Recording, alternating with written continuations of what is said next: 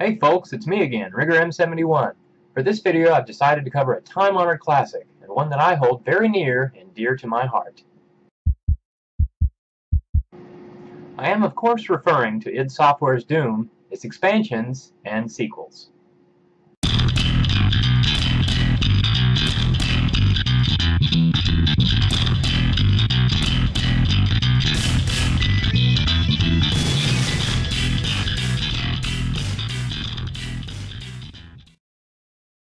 Doom was released in 1993 and immediately received an amazing response from gamers across the globe.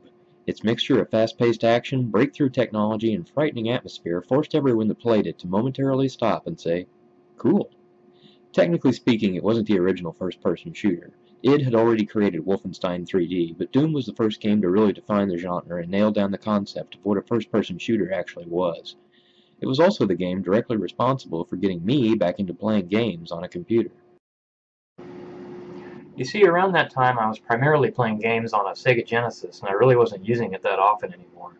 I also still had my Commodore 64 plugged in, but I admittedly hadn't been messing with that much either. I'm sure I'll create a couple of videos about those systems, so look for those at some point in the future. In addition to my C64, I had recently cobbled together a desktop PC, so the timing of Doom's release could not have been more perfect. It was a lucky break, because if I had gone much longer without feeling inspired about the new crop of games being released, it's possible that I may have abandoned the hobby altogether and switched to some other activity, like stamp collecting, or bird watching, or bank robbery. I, for one, am glad that I didn't take up bird watching. Anyway, Doom was, in a certain sense, my salvation.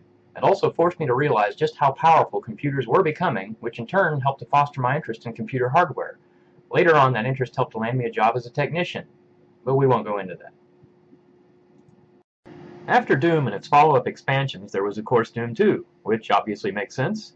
It was released the following year, and unlike its shareware predecessor, could actually be purchased in a physical box. I still remember getting my copy at Best Buy. There were two versions available, one containing 3.5-inch discs and another containing the increasingly popular CD format. At the time, I still hadn't purchased a CD-ROM, so I had to go with the floppy version. And here they are. How many first-person shooters do you see these days that can fit on 5 floppies? I'm guessing not that many. Moving forward to 1996, id introduced us to the Quake series, which I plan to cover separately in its own video. We didn't actually get a new Doom until 2004, with Doom 3. People seem to have mixed emotions about this title. On one hand, the game introduced Doom aficionados to id Tech 4 and the significant graphical enhancements that came along with it. On the other hand, while sporting improved technology and the appropriate scary atmosphere, it seemed far removed from Doom 1 and 2's open environments and frenzied combat. Instead, Doom 3 features cramped corridors and cautious gameplay. Personally, I enjoyed the game quite a bit. It helps to have the BFG edition, an updated version released several years ago, which is what you're seeing here. It fixes some issues with the original release, like the much-debated flashlight problem, where you couldn't hold the flashlight and fire your weapon at the same time.